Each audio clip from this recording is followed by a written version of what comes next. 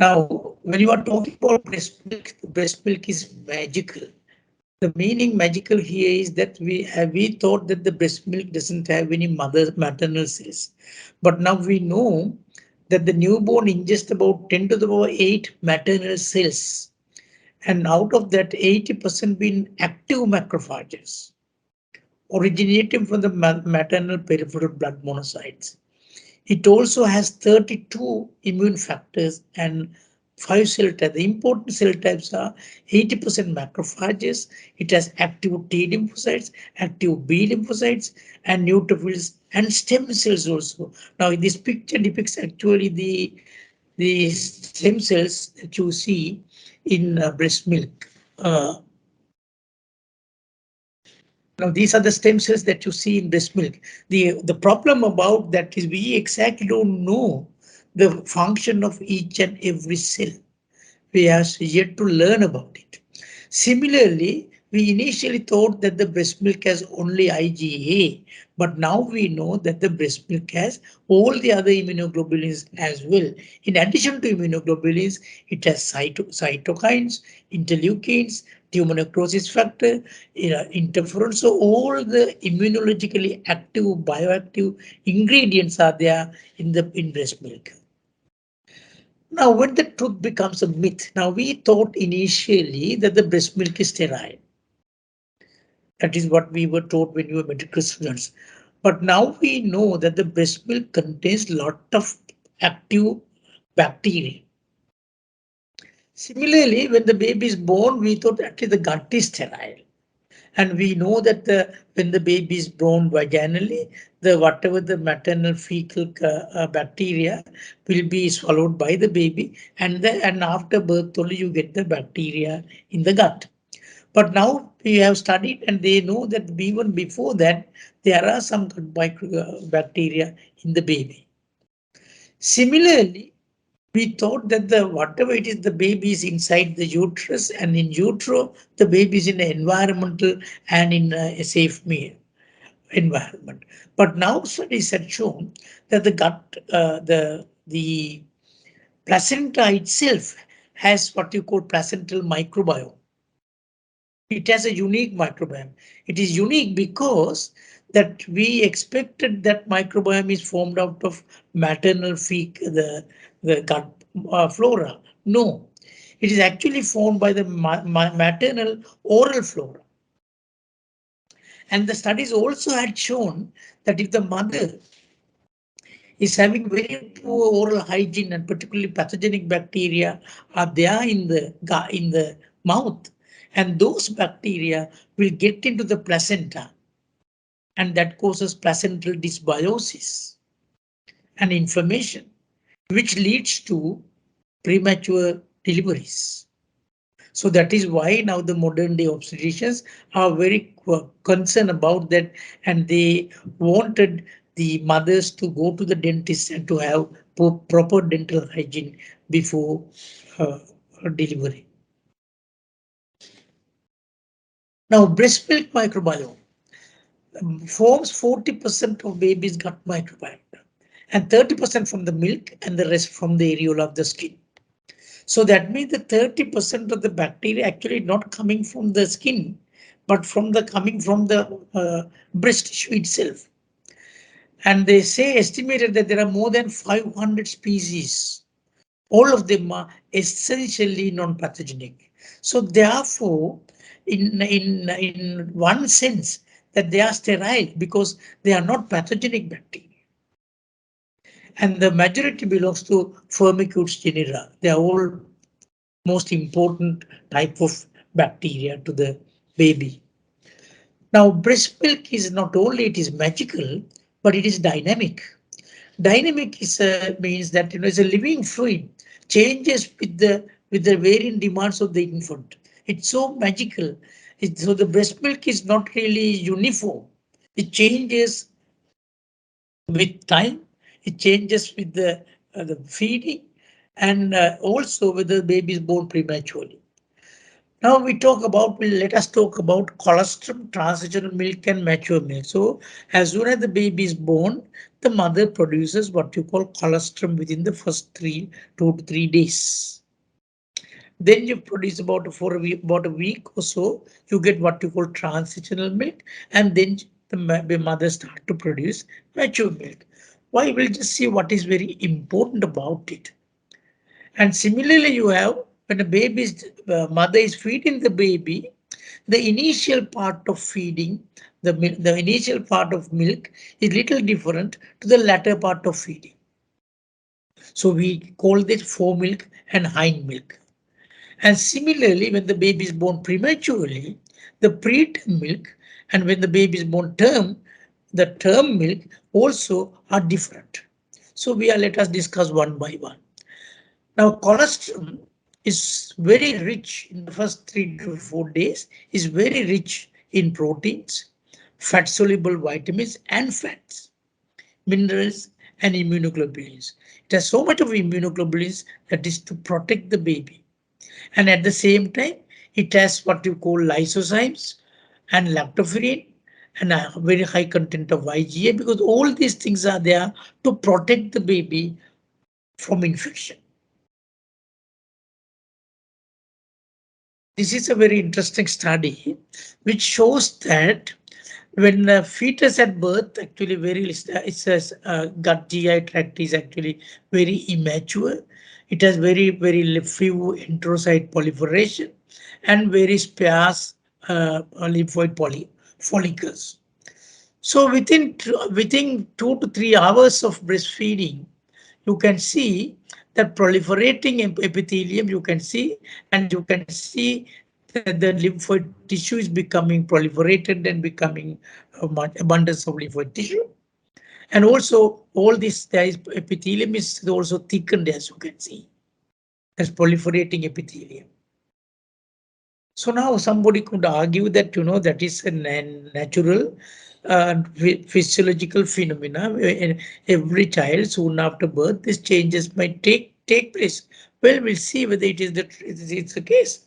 Now, in this particular study, they have incorporated H-thymidine, radioactive thymidine, and assess because that it will be assembled or get into the enterocytes, and then they assess the enterocyte level, where they have given one group they have given human milk which is 57 days old, and the other group they have given only the human milk.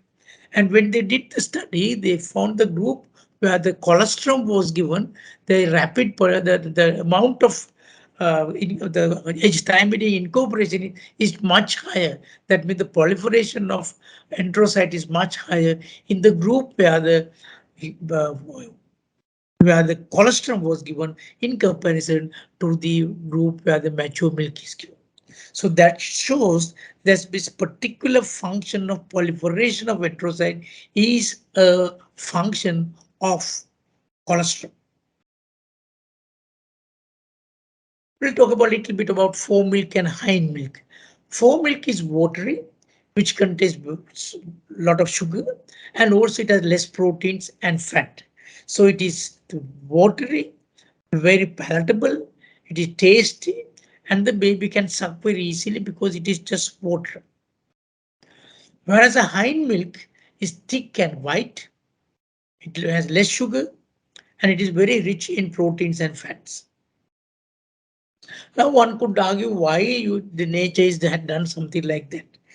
The one explanation is that the formilk is actually, when the baby begins to suck, it's watery, so it easily swallowable. The child can swallow it very easily, and it is tasty. So he get really sort of a get wanting it to go and suck more and more. So and during this process, what happens? Then slowly the protein content and a fat content goes up, and the uh, milk becomes very rich in proteins and fats and provides more and more calories without the knowledge of the baby. So in a way, the nature is fooling the baby. Now, term versus preterm milk. This is a very interesting because NRC Roberton in Addenbrook, you see those days when he was working in ICU, you are supposed to do each and every preterm baby. You have to collect the sample of urine and you have to monitor the 24-hour sodium and potassium and the electrolytes output, because you have to give fluid next day according to the what the child has lost. During that period, they found that you expect the preterm baby, because the preterm baby cannot take sweet stuff because the kidneys are immature. They will probably accumulate this substance in the body. But in fact, in preterm babies, when the kidney is immature, they found that they are actually salt losers. They lose salt rather than trying to conserve salt. So when we found this out, but the nature knew it long before. When the baby is born prematurely, you can see the amount of protein content is high. The amount of sodium content is almost more than double. So nature knew long before we came to know that when the baby is born prematurely, we have to give preterm milk. Yeah, we have to give the mother's milk. The mother knows exactly what the baby wants. So the mother knows that the baby is salt loser. So the mother's milk contains more and more salt. And also the latest studies have shown that the amount of sodium content depends on the gestational age of the baby. See how beautiful the breast milk, how beautifully designed breast milk. Nothing to compare in this world. So meticulously, so nicely designed. Right. This is just to show you the same.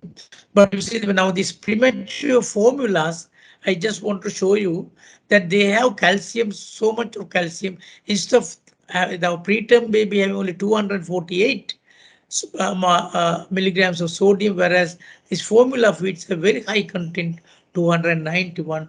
That is because of the breast milk. Preterm breast milk is actually bioavailable. Bioavailability is much higher than the formula feeds.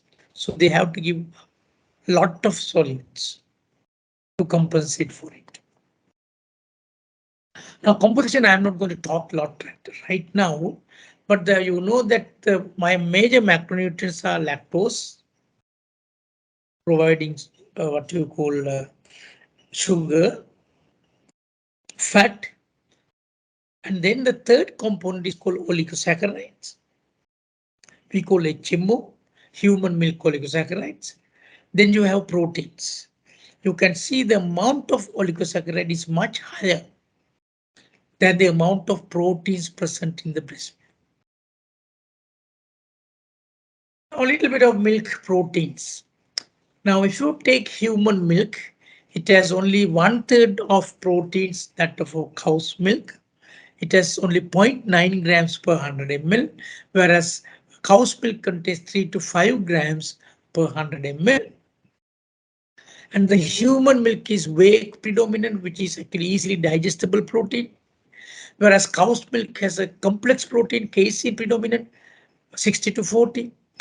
And digestibility is much easier in human milk. It curds very softly and easily. And also the human milk, which unlike other milks, contains a lot of bioactive proteins, including enzymes, hormones, immunoglobulin, the immune modulators, all kinds of things. Bioactive proteins. So the human milk protein is not merely for nutrition. It displays a large medicinal qualities that initiate and modulate development, resulting in profound effects in infant survival and health. So it's that human protein is just not a protein as such. It is very complex. Now, this is another important thing. Now, I said the cow's milk has a very high content of proteins, whereas human milk has only 0.9 gram per 100 ml. So why this is that? Because if you are feeding the baby with a normal breast milk alone, you can see this is where they grow. Their growth is actually not or there is no overwhelming growth. In other words, the breast milk provides optimal growth. It's slow and steady growth. Whereas when you are giving formula, you can see that there is actually rapid growth because it has too much of proteins. If you are giving a formula, for example, with low proteins, you can see that is actually in between the two. So that means the content of breast milk protein is less because that the baby need not to grow faster than in a case of cow's milk. I think I'll bypass this. This is probably not necessary for this talk. The non-nutritional component of human milk.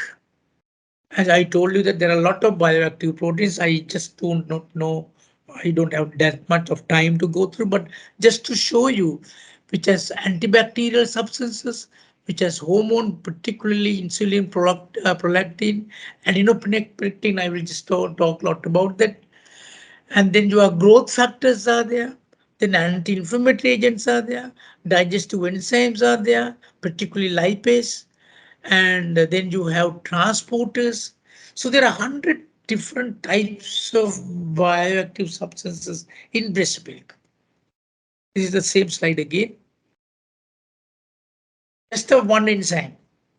This is a very beautiful thing that I want to tell you, that the breast milk has lipase because the nature knew that with the fat content is of breast milk is pretty high to provide energy, and the pancreas is not producing enough lipase to digest that. So you have to provide something. So the nature knew about it. So the nature gives the breast milk gives that amount of lipase, extra lipase. But unfortunately, we know that the lipase is a protein. And when it gets into the stomach of the baby, the acidity of the stomach will denature the proteins. So do you think that the nature will do that kind of stupid thing because you give the lipase, but it will be inactivated and denatured in the stomach? No, because the nature knew about that as well. So what it did was the human milk, the breast milk lipase is actually cannot be denatured by acid. So it cannot be denatured by acid. That is acid stable. But when it gets into the duodenum, it is bile stimulated. So that's what it's into the function is integrated. It can function properly so that in the stomach it will not be destroyed because it is acid stable. Once it comes to the duodenum, it becomes activated and produce the full active lipase to the baby. Antimicrobial polypeptides. It has defensive. 1 and 2. Very important antimicrobial agents. Just a hormone. This is called human milk adiponectin. Adiponectin is now actually is a hormone produced by the adipose tissue, which enhances fatty acid metabolism and reduces inflammation in the fat tissue, and also it produces a proliferation of the adipose cells, so that it prevents obesity and type 1 diabetes and all these things. And the human milk also has this, so that that will protect the baby getting obese. So the milk fat, of course, as you know, that I told you, content during feeding, that is early part of feeding has very low sugar. That is what we discussed that about what we called fore milk. And when it comes to the hind milk, it becomes very rich in proteins. And uh, it has lipoproteins and MCT oil. That is very interesting. Human milk has medium chain triglyceride, which will be digested straight away without without needing lipase, because the MCT, medium chain will be absorbed directly from the gut into the circulation. So it has essential fatty acids 60-10 times higher, and also it has a very high content of ARA and DHA. Now we'll just talk about the oligosaccharides.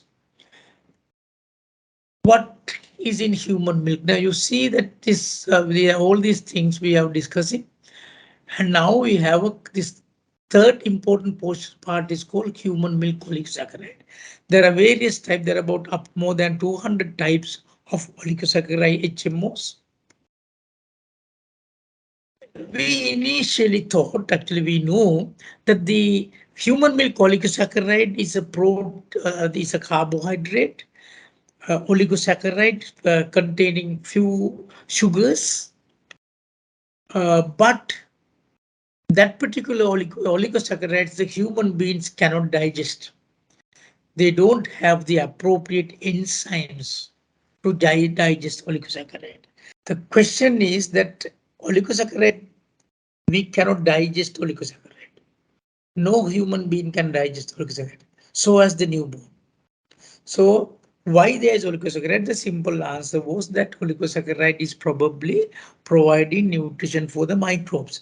Nature knew that the the mother is giving breast milk, and the breast milk contains bacteria. So that to form the gut microbiota, those bacteria need food.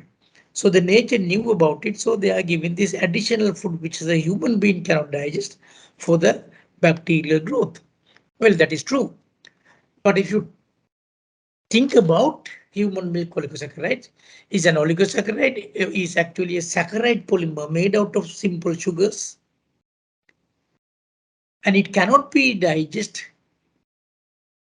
by us, so as the newborn. Oligosaccharides are found only in primate milk. Non-primate milk has only very insignificant amounts, almost none. And the highest concentration of oligosaccharide found only in human breast milk, no one else. So the question is, does abundance of human milk oligosaccharide contribute towards the superiority of human species in the planet over all other animals? The human milk oligosaccharide, there are various types of oligosaccharides, but primarily we divide them into three types.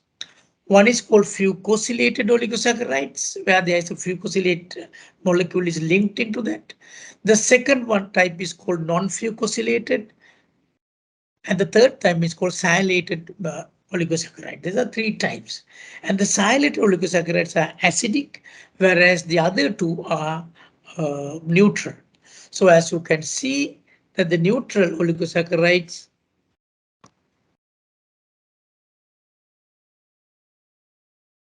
compose major part, about 70% of oligosaccharides from the mother is actually neutral oligosaccharides.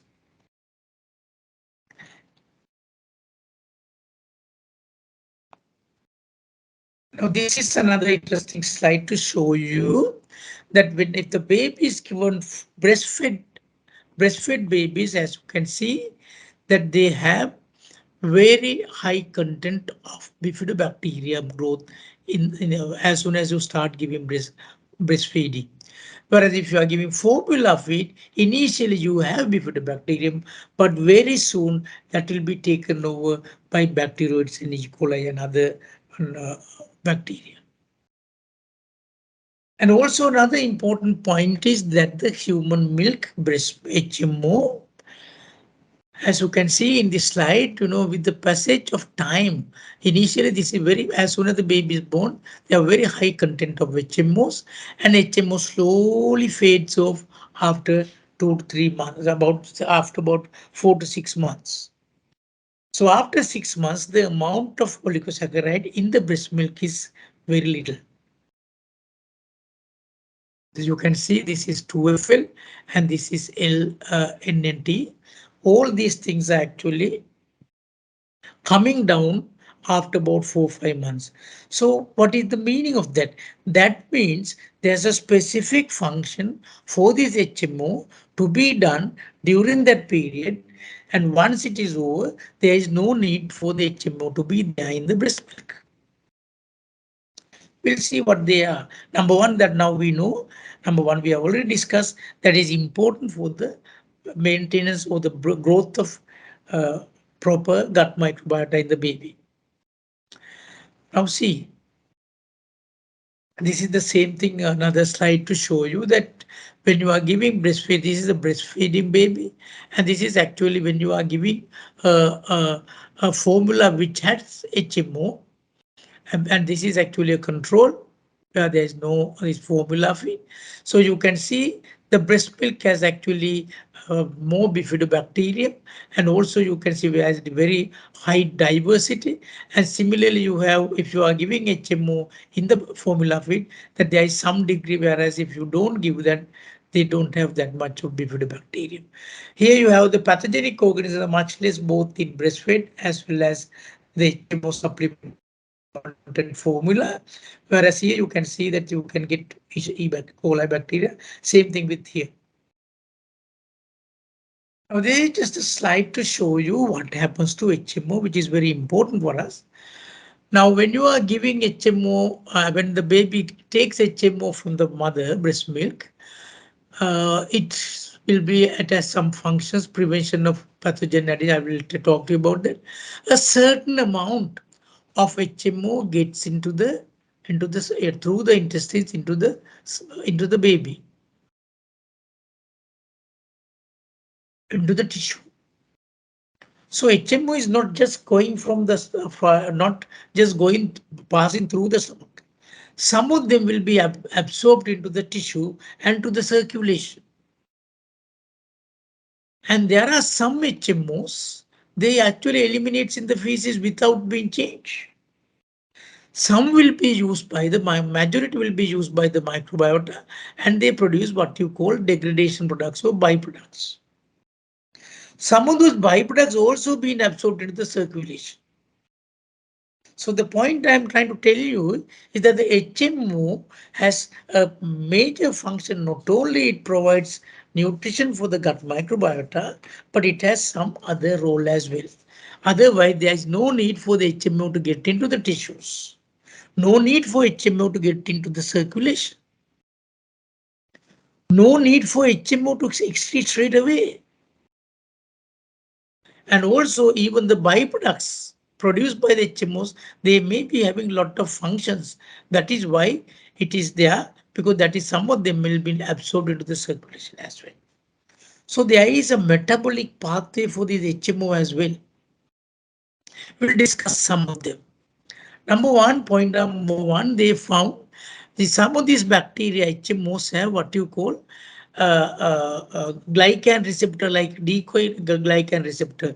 Now this is a HMO. This is HMO.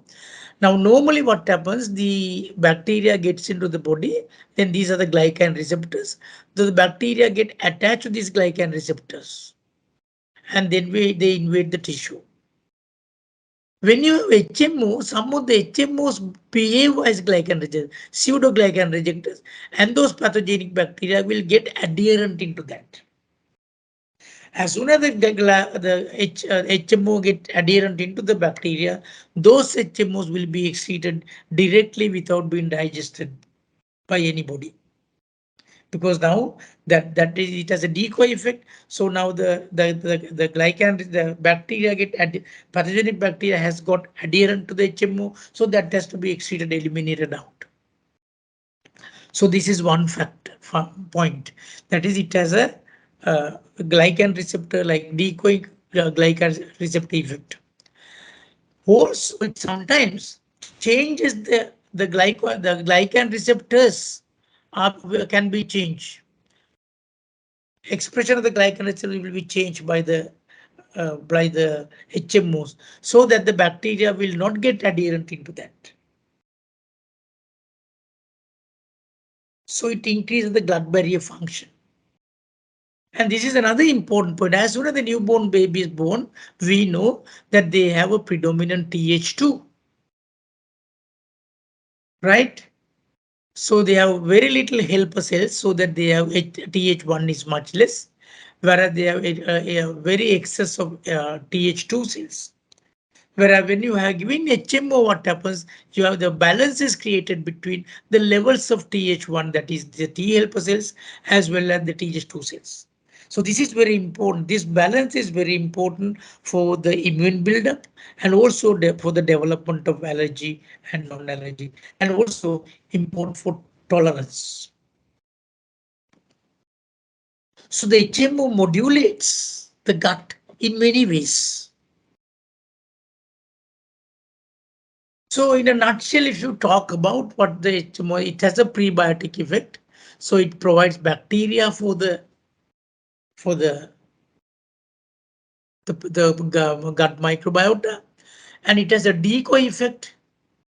It modulates epithelial cells. It is an immune modulator.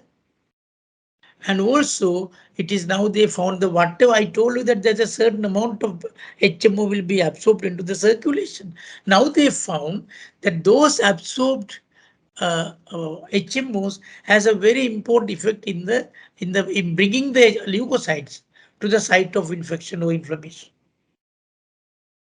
And also now they know that they are the HMOs will provide nutrition for the brain as well.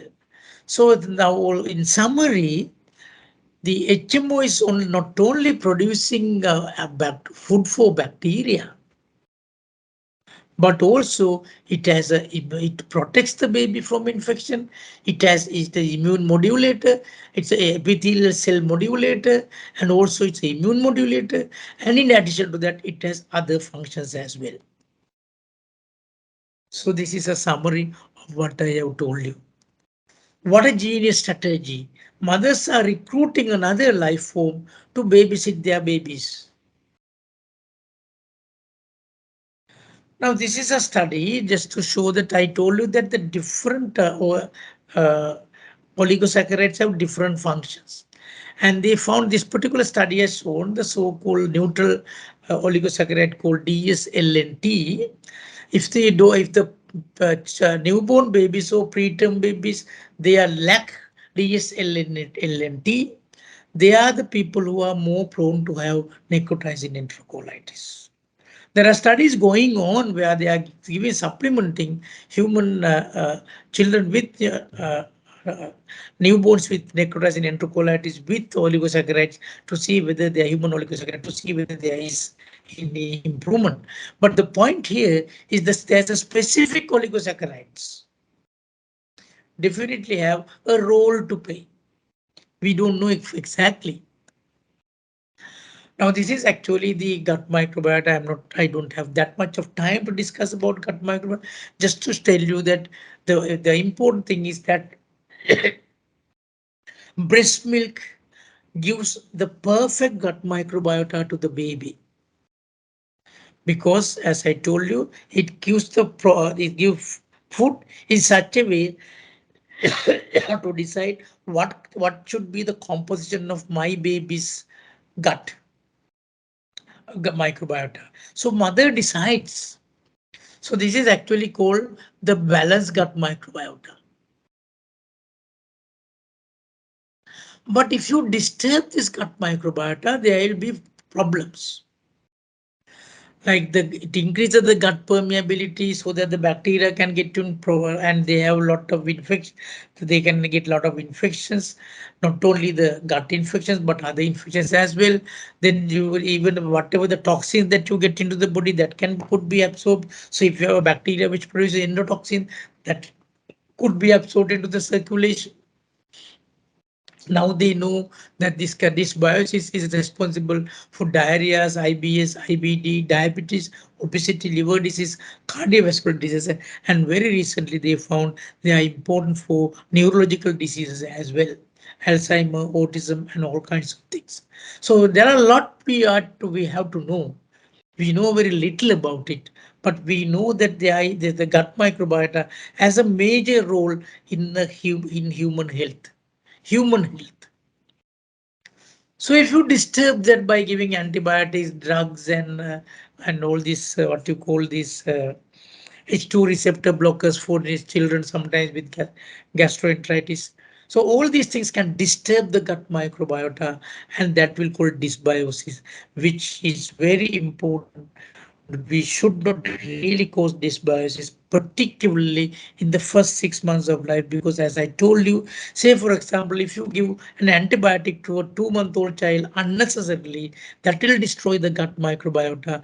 And as I told you, that the mother will not be able to provide any more breast milk to re-establish that, because as the baby grows, the amount of oligosaccharide from the breast milk goes little, which will eventually will not produce enough oligosaccharide to build the gut microbiota again.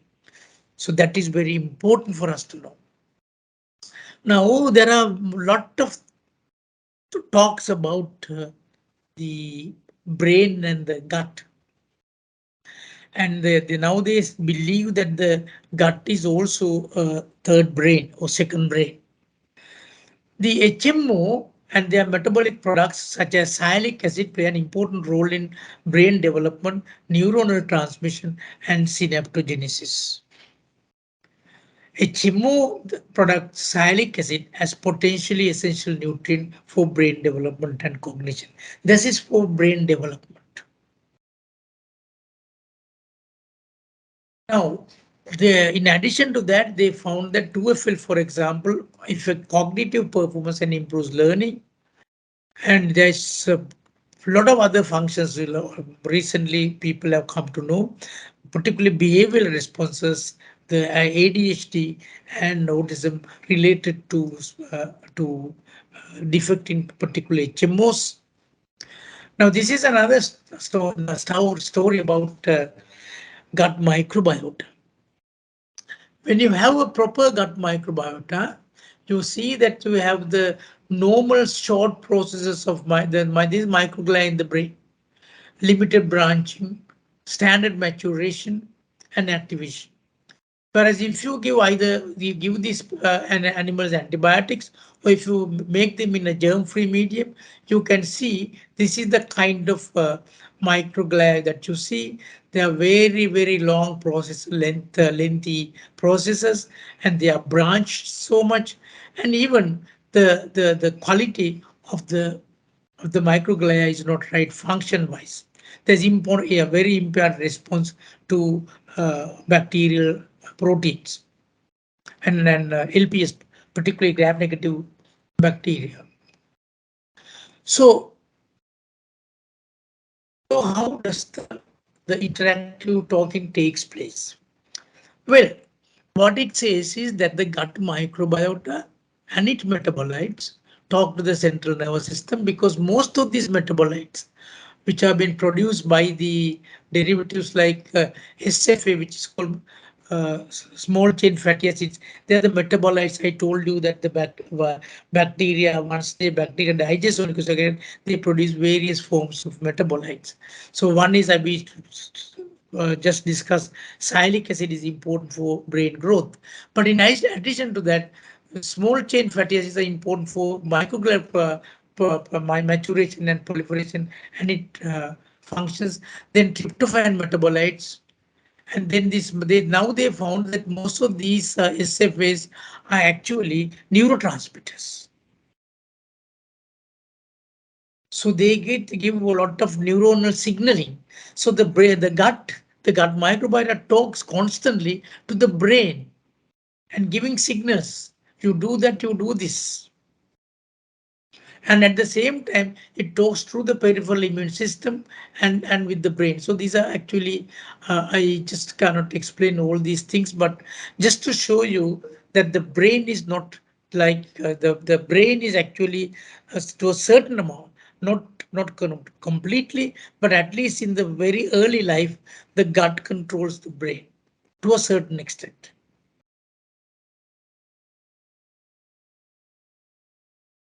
This is just, there are certain articles, I will just give you only the headings. The microbiota constantly control maturation and function of microglia in the CNS. Common cell microbiota effects ischemic stroke outcome of regulating intestinal alpha, gamma, and delta T cells. So acetate mediates the microbiome brain B cell axis to promote metabolic syndrome. So you can see there is disturbed there are various forms of SFAs have been produced, metabolites have been produced, and the balance between those are important for this neuronal total. So all in all, we are not really very clear what the exact functions are, but we know for sure that the gut is controlling brain at least in the first few months of life to a certain extent. Let me finish my talk. How the gut is talking to the head brain. So gut is talking to the head brain and say that hello head brain. So the head brain says okay, Gutty, what's the matter? And the Gatti says, tell this man to stop this talk. It is almost 1 p.m. and I am very hungry and I want to have lunch.